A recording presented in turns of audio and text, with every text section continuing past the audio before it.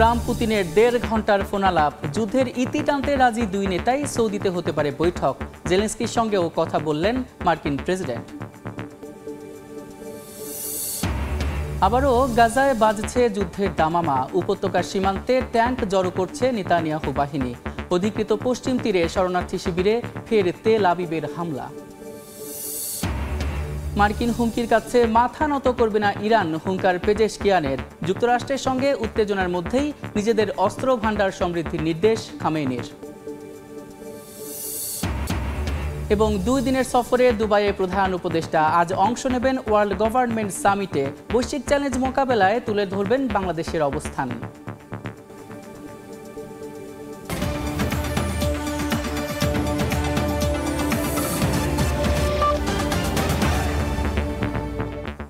আন্তর্জাতিক সময়ের সঙ্গে আছি আমি সাদিক হাসান ইমন।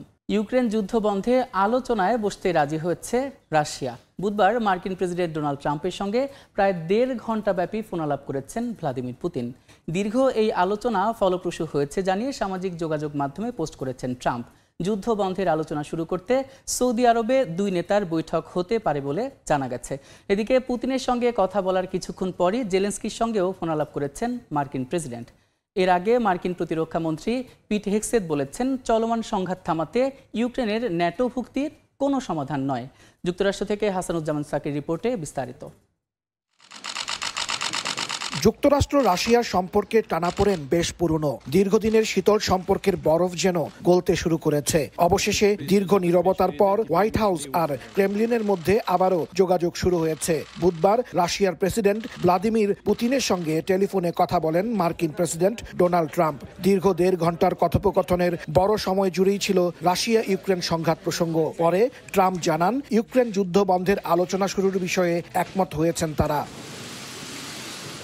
রুশ প্রেসিডেন্টের সাথে আলাপের পর ইউক্রেনের প্রেসিডেন্ট ভলোদিমির জেলেনস্কির সঙ্গেও টেলিফোনে কথা বলেন ট্রাম্প। জেলেনস্কি জানান, যুদ্ধ বন্ধ ও শান্তি প্রতিষ্ঠায় একটি স্থায়ী সমাধানে তিনি মার্কিন প্রেসিডেন্টের সাথে কাজ শুরু করেছেন। আর ট্রাম্প বলেন, 2 নেতার সাথেই ফলপ্রসূ আলোচনা হয়েছে তার। We had a great call and it lasted for a long time. আমাদের একটা দারুণ ফোনালাপ হয়েছে এবং সেটা 1 ঘন্টারও বেশি সময় ধরে চলেছে। প্রেসিডেন্ট জেলেনস্কির সাথেও আমার খুব একটা ভালো ফোনালাপ হয়। আমার মনে হয় আমরা শান্তির পথে এগিয়ে যাচ্ছি। প্রেসিডেন্ট পুতিন এবং প্রেসিডেন্ট জেলেনস্কি শান্তি চান। আমি শুধু দেখতে চাই মানুষ হত্যা বন্ধ হোক। এর আগে বুধবার মার্কিন প্রতিরক্ষা মন্ত্রী পিট হেগসেথ ইউক্রেনের ন্যাটোতে যোগদানকে অবাস্তব বলে মন্তব্য করেন। বলেন, যুক্তরাষ্ট্রের প্রাধান্য এখন নিজের সীমান্ত সুরক্ষা ও চীনকে মোকাবেলা করা, তাই ইউরোপ কিংবা ইউক্রেনের নিরাপত্তাকে অগ্রাধিকার দেবেন না তারা। দ্বিতীয়বার যুক্তরাষ্ট্রের ক্ষমতায় ফিরেই ট্রাম্প বলেছিলেন, তিনি রাশিয়া ইউক্রেনের মধ্যে যুদ্ধের অবসান চান। 1 মাস যেতে না যেতেই সেই প্রতিশ্রুতি বাস্তবায়নে উদ্যোগ নিলেন মার্কিন প্রেসিডেন্ট। হাসানুজ্জামান সাকি, সময় সংবাদ, যুক্তরাষ্ট্র। আগামী 5 বছরের মধ্যে ইউরোপ ও রাশিয়া সামরিক সংঘাতে জড়াতে পারে বলে সতর্ক করেছে ডেনমার্কের প্রতিরক্ষা গোয়েন্দা সংস্থা। এক প্রতিবেদনে বলা হয়, ইউক্রেন যুদ্ধে যুক্তরাষ্ট্র যদি রাশিয়াকে সমর্থন না দেয় এবং ন্যাটোর মধ্যে বিভাজন দেখা দেয়, তাহলে ইউরোপে বড় ধরনের যুদ্ধ বাধতে পারে। মস্কো এরই মধ্যে সামরিক সরঞ্জাম উৎপাদনের পাশাপাশি নিজেদের সক্ষমতা বাড়াতে কাজ করছে বলে প্রতিবেদনে তুলে ধরা হয়।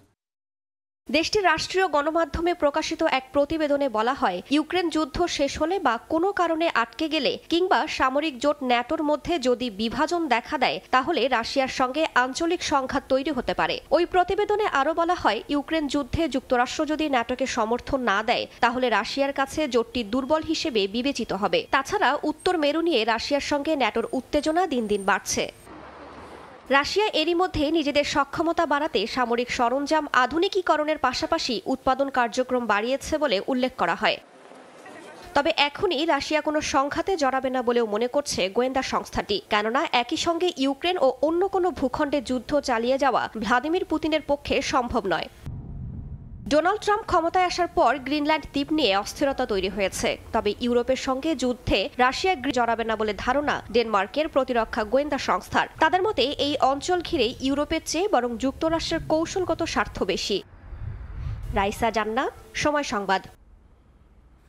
বর্ণিল আলোকসজ্জায় সেজেছে চীনের গুয়াংঝু শহর।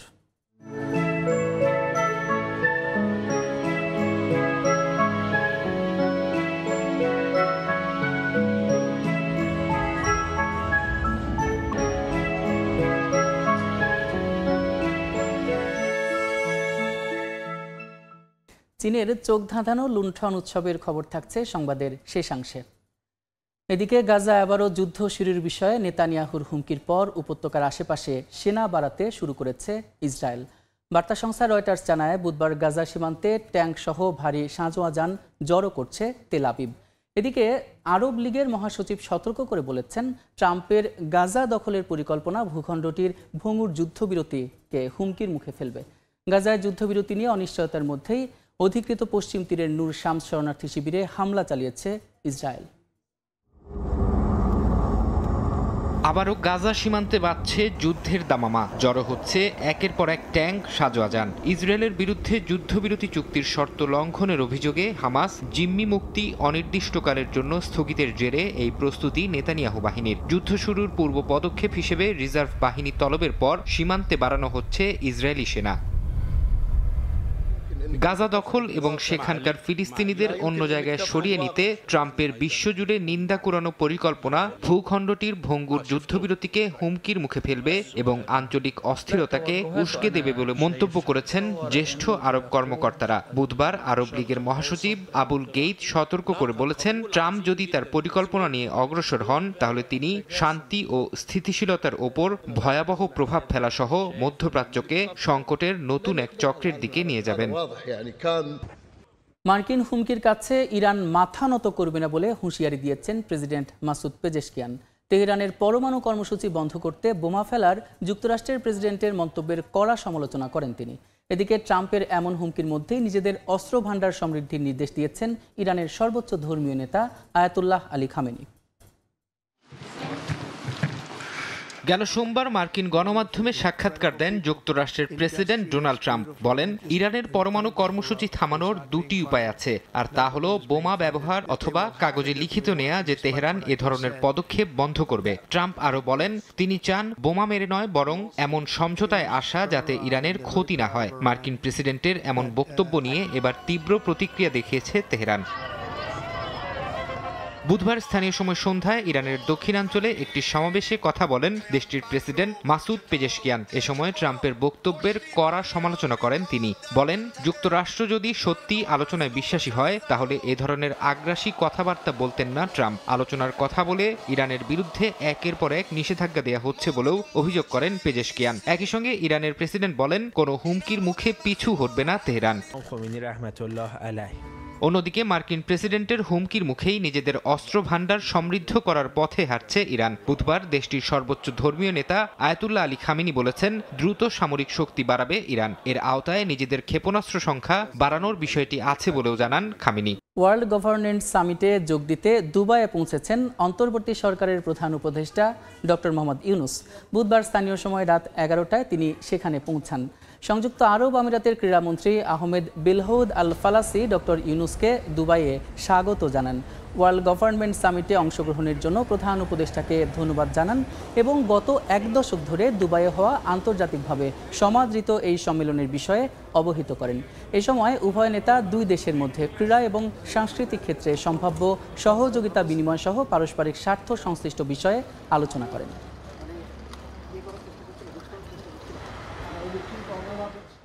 ইউএইর সাথে আমাদের সম্পর্ক যাতে আরো ডিপার হয় সেই জন্যই মিটিংগুলো হচ্ছে। তা অনেকগুলো ইস্যু তো আছে তাদের সাথে, আমাদের সাথে তাদের বিজনেস ট্রেড এগুলো সম্পর্ক বাড়ছে। আর এট দ্য সেম টাইম আপনি জানেন যে আমাদের ইউএইতে আমাদের ভিসা কিন্তু বন্ধ আছে।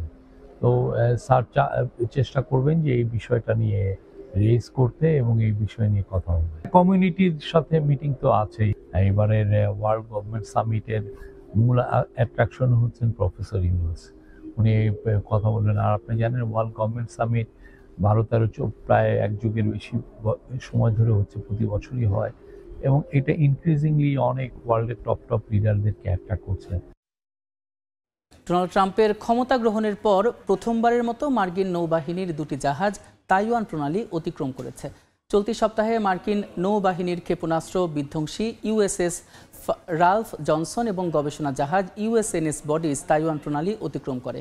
যুক্তরাষ্ট্রের এমন পদক্ষেপের পর তাইওয়ান ঘিরে নজরদারি বাড়িয়েছে ক্ষুব্ধ চীন। যদিও মার্কিন সামরিক জাহাজ চলাচলকে স্বাভাবিক কার্যক্রমের অংশ হিসেবে দাবি করেছে তাইওয়ান। চীনের সঙ্গে তাইওয়ানের তীব্র উত্তেজনার মধ্যেই অঞ্চলটিতে সামরিক উপস্থিতি বাড়ালো যুক্তরাষ্ট্র। ডোনাল্ড ট্রাম্প ক্ষমতা গ্রহণের পর প্রথমবারের মতো এমন উদ্যোগ নিল দেশটি। চলতি সপ্তাহে মার্কিন নৌবাহিনীর 2টি জাহাজ বিতর্কিত তাইওয়ান প্রণালী অতিক্রম করে। জানা গেছে যুক্তরাষ্ট্রের নৌবাহিনীর early class guided missile destroyer USS Ralph Johnson এবং পাথফাইন্ডার ক্লাস সার্ভে জাহাজ অঞ্চলটিতে প্রবেশ করে। মার্কিন নৌবাহিনীর কমান্ডার জানান, আইন মেনে আন্তর্জাতিক জলসীমায় তাদের জাহাজ চলাচল করেছে, যেখানে সকল দেশের জন্য মুক্ত নৌ চলাচলের অধিকার রয়েছে। ওয়াশিংটনের এমন তৎপরতায় ক্ষুব্ধ প্রতিক্রিয়া জানিয়েছে বেইজিং। এ ঘটনার পর তাইওয়ান ঘিরে নজরদারি বাড়িয়েছে চীন। চীনের পিপলস লিবারেশন আর্মির ইস্টার্ন থিয়েটার কমান্ড জানায়, যুক্তরাষ্ট্রের এমন কর্মকাণ্ড ভুল বার্তা দেয় এবং নিরাপত্তা ঝুঁকি বাড়িয়ে তোলে। নাদিম মারজান, সময় সংবাদ। উত্তর আরব সাগরে অনুষ্ঠিত হল 60টি দেশের নৌবাহিনীর বহুজাতিক মহড়া। স্থানীয় সময় মঙ্গলবার পাকিস্তানের নেতৃত্বে আমান 2025 নামের এই মহড়ায় অংশ নেয় যুক্তরাষ্ট্র, বাংলাদেশ, চীন, পাকিস্তান, ইন্দোনেশিয়া, জাপান, সৌদি আরব সহ 60টি দেশের নৌযান, বিমান ও বিশেষ বাহিনী। 2007 সালের 28টি দেশের অংশগ্রহণে শুরু হয় এই বিশেষ মহড়া। 2 বছর পর পর এই মহড়াটি অনুষ্ঠিত হয়ে আসছে। আরব সাগরের বুক চিরে ছুটে চলেছে যুদ্ধ জাহাজ, সঙ্গে আছে যুদ্ধ বিমান ও বিশেষ বাহিনীর সদস্যরা। স্থানীয় সময় মঙ্গলবার পাকিস্তানের নেতৃত্বে যুক্তরাষ্ট্র, বাংলাদেশ, চীন, ইন্দোনেশিয়া, জাপান, সৌদি আরব, মালয়েশিয়া, ওমান, শ্রীলঙ্কা, ইরান, সংযুক্ত আরব আমিরাত সহ মোট 60টি দেশের অংশগ্রহণে উত্তর আরব সাগরে অনুষ্ঠিত হয় নৌবাহিনীর বহুজাতিক মহড়া। আমান 25 নামে পরিচিত এ মহড়ায় যুদ্ধ জাহাজ, বিমান ও বিভিন্ন বাহিনী অংশ নেয়। এ মহড়ার মূল লক্ষ্য ছিল সমুদ্রে নিরাপত্তা উন্নত করা। 2007 সালে 28টি দেশের অংশগ্রহণে শুরু হয় এই বিশেষ মহড়া। প্রতি 2 বছর পর পর এই মহড়াটি অনুষ্ঠিত হয়ে আসছে। চলতি মাসের 7 তারিখ শুরু হয়ে 11 তারিখ পর্যন্ত চলে মহড়াটি 2 ধাপে অনুষ্ঠিত হয়। 10 ফেব্রুয়ারি থেকে সমুদ্রপথে নামলেও এর আগে আলোচনা সভায় অংশ নেয় দেশগুলো। এ সময় কৌশলগত পরিকল্পনা, সন্ত্রাস বিরোধী নানা পদক্ষেপের বিষয়ে আলোচনা হয়। দ্বিতীয় ধাপে সামুদ্রিক নিরাপত্তার সঙ্গে সম্পর্কিত মহড়া, যেমন জলদস্যু এবং সন্ত্রাস বিরোধী অভিযানের পাশাপাশি অনুসন্ধান, উদ্ধার, গুলি চালানো এবং বিমান প্রতিরক্ষার কৌশল অনুশীলন করা হয়। নাদিম মারজান, সময় সংবাদ। মোদির ফ্রান্স সফরের মাধ্যমে প্রতিরক্ষা খাতের সম্পর্ক নতুন উচ্চতায় পৌঁছেছে বলে দাবি করেছে পররাষ্ট্র মন্ত্রণালয়। সফরের দ্বিতীয় দিনে দূতাবাস উদ্বোধনের পাশাপাশি আন্তর্জাতিক থার্মোনিউক্লিয়ার এক্সপেরিমেন্টাল রিঅ্যাক্টর পরিদর্শন করেছেন মোদি। বিভিন্ন বিষয়ে আলোচনা করেছেন ফরাসি প্রেসিডেন্ট ইমানুয়েল ম্যাখোর সঙ্গে। প্রথম বিশ্বযুদ্ধে অংশ নেয়া ভারতীয় সেনাদের সমাধিতে শ্রদ্ধা জানাচ্ছেন নরেন্দ্র মোদি, সঙ্গে ফ্রান্সের প্রেসিডেন্ট ইমানুয়েল মাখো। স্থানীয় সময় বুধবার ফ্রান্সের মাজাহগে সমাধিক্ষেত্রে 3 ধরনের ফুলের মালা দিয়ে শ্রদ্ধা নিবেদন করেন মোদি। এরপরে ফ্রান্সের মার্সেই শহরে ভারতের নতুন দূতাবাস উদ্বোধন করেন 2 দেশের নেতা। এ সময় দূতাবাসের বাইরে ভারতীয়দের উল্লাস করতে দেখা যায়। এদিকে প্যারিস থেকে মার্সেই যাওয়ার পথে উড়োজাহাজে আলোচনাও করেছেন মোদি মাখো। এ নিয়ে ভারতের পররাষ্ট্র সচিব বিক্রম মিশ্রি জানান, এবারের সফরে ভারত ফ্রান্সের সম্পর্ক নতুন মাত্রায় পৌঁছেছে। প্যারিস থেকে মার্সেই যাওয়ার পথে প্রেসিডেন্সিয়াল বিমানে 2 নেতার বৈঠক হয়েছে। এ সময় তাদের মধ্যে দ্বিপাক্ষিক সম্পর্ক জোরদারের আলোচনা হয়। এ সফরে বাণিজ্য, প্রতিরক্ষা সহ 2 দেশের মধ্যে আরও বেশ কিছু নতুন বিষয়ে সম্ভাবনার দ্বার খুলেছে। সফরে আন্তর্জাতিক থার্মোনিউক্লিয়ার এক্সপেরিমেন্টাল রিঅ্যাক্টরও পরিদর্শন করেন মোদি। পরে তিনি মার্সেই থেকে যুক্তরাষ্ট্রের ওয়াশিংটন ডিসির উদ্দেশ্যে রওনা হন। মোদি এমন সময় যুক্তরাষ্ট্র সফর করছেন যখন 104 অবৈধ ভারতীয়কে ফেরত পাঠিয়েছে ট্রাম্প প্রশাসন। নাদিম মারজান, সময় সংবাদ। আন্তর্জাতিক সময় আরও থাকছে। সৌদি নাগরিক ও প্রবাসীদের জন্য হজের নতুন নির্দেশনা। প্রথমবারের হজ যাত্রীরা পাবেন প্রাধান্য। 10 জিলহজ পর্যন্ত থাকতে হবে ন্যাশনাল বা রেসিডেন্সি কার্ডের মেয়াদ। নর্থ ব্রিটেনে শিশুদের একটি খেলার মাঠে দ্বিতীয় বিশ্বযুদ্ধের সময় পুঁতে রাখা 175টিরও বেশি অনুশীলন বোমা পাওয়া গেছে। বুধবার এক প্রতিবেদনে এ তথ্য জানায় সংবাদ মাধ্যম নিউ ইয়র্ক টাইমস। কর্তৃপক্ষ জানায় স্কটল্যান্ড সীমান্তের কাছে ইংল্যান্ডের নর্থাম্বারল্যান্ডের একটি ছোট শহর উলারে স্কটস পার্ক খেলার মাঠে সংস্কারের সময় একটি নির্মাণ প্রকল্প চলাকালীন বোমাগুলোর সন্ধান মেলে। অবিস্ফোরিত বোমাগুলো উদ্ধারের পর ফিউজ এবং অন্যান্য যন্ত্রাংশ অক্ষত অবস্থায় পাওয়া গেছে বলে জানা গেছে। খেলার মাঠে আরও কিছু বোমা থাকতে পারে বলে ধারণা করছে সংশ্লিষ্টরা। ভাসমান বিশাল বরফখণ্ড থেকে 139 জেলেকে উদ্ধার করেছে রাশিয়া। স্থানীয় সময় বুধবার ব্রিটিশ বার্তা সংস্থা রয়টার্স জানায় ওখোর্স সাগরের পশ্চিম প্রশান্ত মহাসাগরীয় অঞ্চলে বিশাল বরফখণ্ড থেকে আটকা পড়া জেলেদের সফলভাবে উদ্ধার করা হয়েছে। তবে মোট 300 জন জেলে সেখানে আটকে পড়লেও অনেকেই মাছ ধরা শেষ না করে ফিরতে রাজি হন না। এরপর ওই 139 জেলেকে হেলিকপ্টার এবং জলযান ব্যবহার করে নিরাপদে উপকূলে নিয়ে আসা হয়। উদ্ধার হওয়া জেলেরা জানান সাখালিন অঞ্চলে মাছ ধরতে গেলে মালকি গ্রাম থেকে ডোলিনকা নদীর মোহনা পর্যন্ত প্রায় 10 মিটার দীর্ঘ বরফ ফাটল তৈরি হয়। এতে সমুদ্রে ভেসে যান তারা। খবর পেয়ে তাদের উদ্ধার করেন সংশ্লিষ্টরা। আটলান্টিকের মধ্যাঞ্চলে শীতকালীন ঝড় আঘাত হানায় বরফে ঢেকে আছে যুক্তরাষ্ট্রের রাজধানী ওয়াশিংটন ডিসি, ভার্জিনিয়া ও মেরিল্যান্ড অঙ্গরাজ্য। সড়কে বরফ জমায় ব্যাহত হয় যান চলাচল। ভার্জিনিয়া অঙ্গরাজ্যে দুর্ঘটনায় আহত হন বেশ কয়েকজন। আরও শীতকালীন ঝড় আঘাত হানতে পারে বলে সতর্ক করেছে দেশটির আবহাওয়া বিভাগ। জরুরি প্রয়োজন ছাড়া ঘরের বাইরে বের না হওয়ার পরামর্শ কর্তৃপক্ষের। যুক্তরাষ্ট্রের মেরিল্যান্ড অঙ্গরাজ্যের বর্তমান চিত্র এটি। বরফে ঢেকে আছে ঘরবাড়ি, গাছপালা, রাস্তার সবকিছু।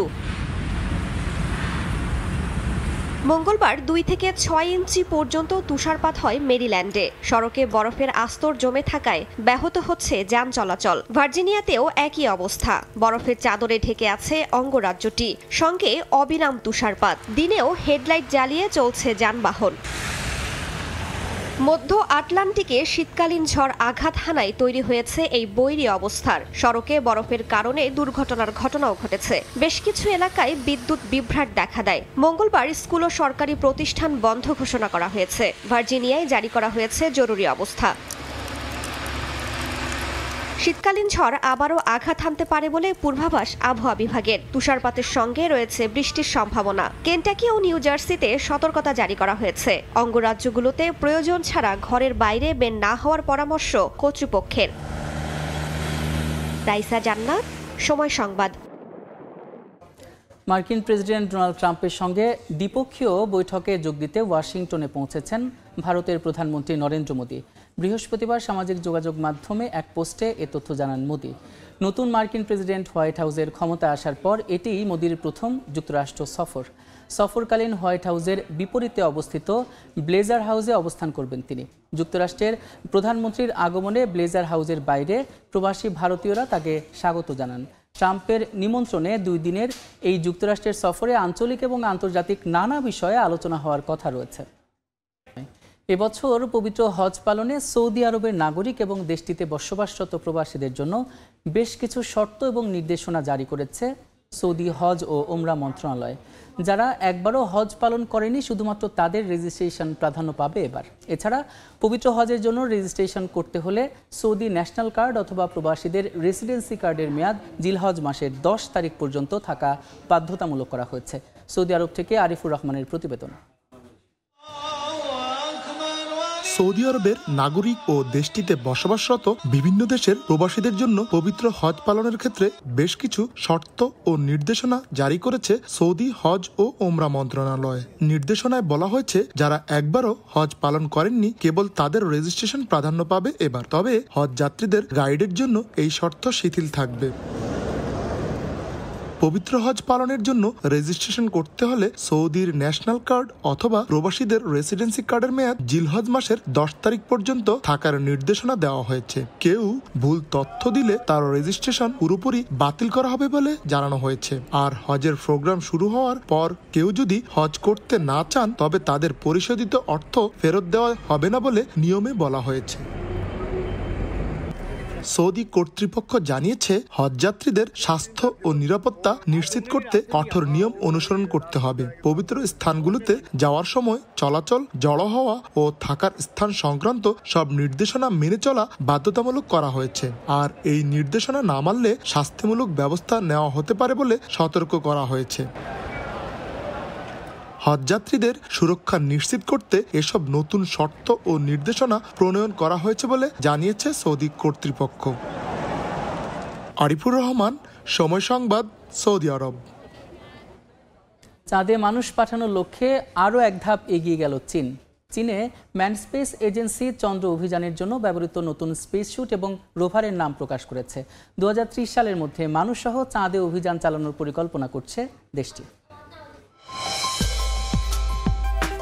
চাঁদের বুকে প্রথমবারের মতো চীনা মহাকাশচারীদের অবতরণ নিশ্চিত করতে জোর প্রস্তুতি চলছে। গুটি গুটি পায়ে চন্দ্র অভিযানের জন্য প্রয়োজনীয় সব সরঞ্জাম তৈরিতে রাত দিন পার করছেন বিজ্ঞানীরা। এর মধ্যে চন্দ্র অভিযানের জন্য বানানো কিছু গুরুত্বপূর্ণ সরঞ্জামের নাম প্রকাশ করেছে চীনের ম্যানড স্পেস এজেন্সি CMSA। এতে রয়েছে মহাকাশচারীদের জন্য বানানো নতুন স্পেস স্যুট এবং রোভার। মানব চালিত চন্দ্র রোভারটির নাম রাখা হয়েছে তানসুও, যার বাংলা অর্থ অন্বেষণ। এটি চাঁদের ভূ গঠনের বিশদ গবেষণা, নমুনা সংগ্রহ এবং যোগাযোগ প্রযুক্তির উন্নয়নে গুরুত্বপূর্ণ ভূমিকা রাখবে। তানসুও শুধু চাঁদের মাটিতেই ঘোরাফেরা করবে এমন নয়, আমাদের ভবিষ্যৎ যাত্রা এবং মহাকাশের আরো অনেক অজানাকে জানার জন্য ব্যবহৃত হবে।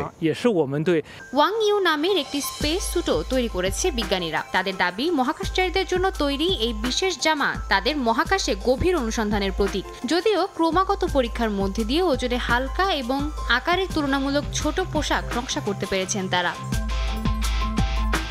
2030 সালের মধ্যে মানুষ সহ চাঁদে অভিযান চালানোর পরিকল্পনা করছে চীন। এই মিশনের জন্য লং মার্চ 10 রকেট, মেংঝৌ মহাকাশযান, লান ইউ চন্দ্র lander, Wangyu space suit এবং তানসুও রোভার তৈরি করা হচ্ছে। ভূ পরীক্ষাগারে যাচাই করা হচ্ছে বিভিন্ন নতুন প্রযুক্তির কার্যকারিতা। একই সঙ্গে চলছে মহাকাশচারীদের প্রশিক্ষণ। সাদিয়া তাসনিম, সময় সংবাদ। যুক্তরাষ্ট্রের লাস ভেগাসে পর্দা নামল বিশ্বের অন্যতম বৃহৎ ওয়ার্ল্ড অ্যাপারেল বাণিজ্য মেলার। বিশ্বের অন্যতম বৃহত্তম এই টেক্সটাইলস মেলায় প্রথমবারের মতো স্থান পেয়েছে বাংলাদেশের তৈরি পোশাক। মিলেছে টেকসই উন্নয়ন পুরস্কারও। যুক্তরাষ্ট্রের ভেগাস থেকে আরও জানাচ্ছেন লস্কর আল মামুন।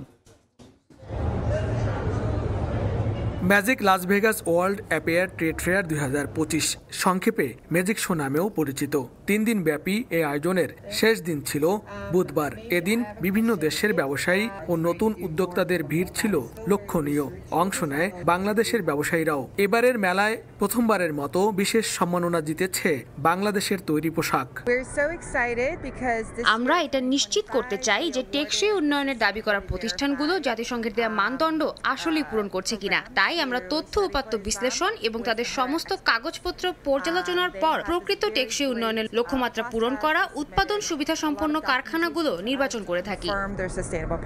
পরিবেশ বান্ধব টেকসই পোশাক তৈরিতে বিশেষ সম্মাননা পেয়ে খুশি বাংলাদেশি ব্যবসায়ী। অ্যাওয়ার্ডটি একদিকে যেমন আমার কোম্পানির জন্য অনেক বড় প্রাপ্তি, ঠিক অন্যদিকে আমার দেশের জন্য এটা একটা মাইল ফলক হয়ে থাকে। এটা আমাদের দেশের গার্মেন্টস শিল্পের রপ্তানিতে অনেক বড় সহায়ক হিসেবে ভূমিকা রাখবে। টেকসই উন্নয়ন নিশ্চিতে দেয়া লক্ষ্যমাত্রা পূরণ করায় বাংলাদেশের 4টি তৈরি পোশাক প্রদর্শন করা হয় এবারের আয়োজকদের প্রদর্শনীতে। অনেকগুলো দেশের পণ্য আছে। আমার কাছে খুবই গর্বিত, আনন্দিত লাগছে যে এই কোম্পানিটির পণ্য এখানের শোকেসে শো করলো।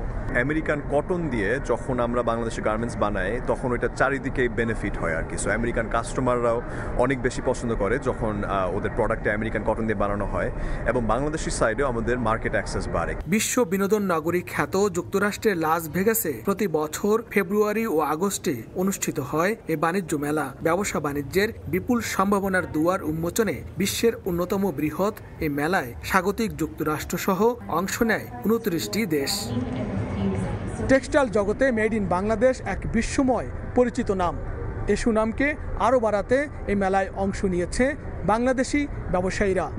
চলতি বছরের অগস্টে সোর্সিং অ্যাট ম্যাজিকে বসবে এই মেলার দ্বিতীয় আসর। লস্কর আল মামুন, সময় সংবাদ, লাস ভেগাস কনভেনশন সেন্টার, যুক্তরাষ্ট্র। ভ্যালেন্টাইন্স ডে উপলক্ষে ফ্রান্সের প্যারিসে দোকানে দোকানে বাহারি ফুল নিয়ে পসরা সাজিয়েছেন বিক্রেতারা।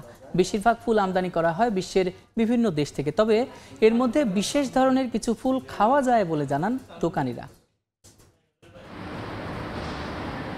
ভালোবাসা দিবসকে কেন্দ্র করে ফ্রান্সের প্যারিসে ব্যস্ত সময় পার করছেন ফুলের দোকানিরা। বাহারি রঙের ফুল সাজিয়ে ক্রেতা আকৃষ্টের চেষ্টা করছেন কেউ কেউ। নানা আকারের সতেজ ফুলের দেখা মিলছে প্যারিসের ফ্লিউরেভোর দোকানে। ভালোবাসা দিবসের দিন ক্রেতাদের সতেজ ও সুন্দর ফুলগুলো দিতে চান দোকানিরা। বিশেষ দিনটি উপলক্ষে দেয়া হচ্ছে বিশেষ ছাড়। রং বেরঙের ফুল তো আছেই, কিন্তু মজার ব্যাপার হলো এ দোকানের অনেক ফুল আছে যেগুলো খাওয়াও যায়। বিক্রেতা জানালেন এর স্বাদ কিছুটা মশলাদার ও লবঙ্গের মতো। তবে ভ্যালেন্টাইন্স ডের দিন লাল গোলাপের চাহিদা সবচেয়ে বেশি থাকে বলে জানান ফ্লিউরেভোর দোকানের কর্মী। ভ্যালেন্টাইন্স ডে আমাদের জন্য গুরুত্বপূর্ণ একটি দিন, কারণ সেদিন বেশিরভাগ গ্রাহক লাল গোলাপ কিনতে আসে। কিন্তু আমরা তাদেরকে সব ধরনের ফুল কিনতে অনুপ্রেরণা যোগাই। আমরা তাদেরকে জানাই বিশ্বে আরো অনেক সুন্দর ফুল আছে যেগুলো সব ধরনের বিশেষ উৎসবে নেওয়া যেতে পারে। দোকানটিতে চীন, কলম্বিয়া সহ বিশ্বের বিভিন্ন জায়গা থেকে ফুল সংগ্রহ করা হয়। 85% ফুল দেশের বাইরে থেকে আমদানি করা হয়। 2018 সালে চালু হওয়া ফ্লিউরেভোরে ফ্রান্সের প্রায় 10 জন স্থানীয় উৎপাদক কাজ করে বলে জানা যায়। অর্জিতা শাহজিন, সময় সংবাদ। চীনে উদযাপিত হলো লণ্ঠন উৎসব বা বসন্ত লণ্ঠন উৎসব। জাঁকজমকপূর্ণ আলোকসজ্জায় মুখরিত হয়ে ওঠে পুরো শহর। পরিবার বন্ধু সহ উৎসবটি উপভোগ করেন স্থানীয় ও পর্যটকরা। রঙিন আলোকসজ্জায় মুখরিত পুরো শহর, চারিদিকে উৎসব মুখর পরিবেশ। লণ্ঠন উৎসবকে কেন্দ্র করে নতুনভাবে সাজানো হয়েছে চীনের গুয়াংঝু শহরের গুয়াংঝু সেন্ট্রাল পার্ক। রঙিন আলোকসজ্জা ও জাঁকজমকপূর্ণ আয়োজন উপভোগ করেন স্থানীয় ও পর্যটকরা। স্মৃতি ধরে রাখতে মনোমুগ্ধকর মুহূর্তগুলোকে ক্যামেরা বন্দি করে রাখতেও দেখা যায় অনেককে। এদিকে চীনের সাংহাই শহরেও দেখা মেলে বর্ণিল আলোকসজ্জার। প্যাভিলিয়ন, ফুল, ড্রাগনের নৌকা দিয়ে সাজানো পরিবেশ রঙিন করে তুলেছে চারিদিক। লণ্ঠন উৎসবের সাজসজ্জার ভেতর ছিল চীনের 400 বছরের পুরনো ঐতিহ্যের ছাপ। ঐতিহ্যবাহী নৃত্য ও সঙ্গীত পরিবেশনা অনুষ্ঠানকে আরও আকর্ষণীয় করে তোলে। এছাড়া চীনের হুনান প্রদেশেও বর্ণাঢ্য আয়োজনে পালিত হয় লণ্ঠন উৎসব। প্রতি বছর লণ্ঠন উৎসব উদযাপন করা হয় 12 ফেব্রুয়ারি। চন্দ্রবর্ষের প্রথম পূর্ণিমা এবং বসন্ত উৎসবের সমাপ্তির দিন চীনারা এই উৎসবটি উদযাপন করে। এই বিশেষ উৎসবটিতে ড্রাগন নাচ, প্যারেড এবং আতশবাজির জমকালো আয়োজনও থাকে। অর্জিতা শাহজিন, সময় সংবাদ। আন্তর্জাতিক সময়ের শীর্ষ সংবাদগুলো জানিয়ে দিচ্ছে আরেকবার। ট্রাম্প পুতিনের 1.5 ঘন্টার ফোনালাপ। যুদ্ধের ইতি টানতে রাজি দুই নেতাই সৌদিতে হতে পারে বৈঠক। জেলেনস্কির সঙ্গেও কথা বললেন মার্কিন প্রেসিডেন্ট। আবারও গাজায় বাজছে যুদ্ধের দামামা। উপত্যকার সীমান্তে ট্যাঙ্ক জড়ো করেছে নেতানিয়াহু বাহিনী। অধিকৃত পশ্চিম তীরে শরণার্থী শিবিরে তেল আবিবের হামলা।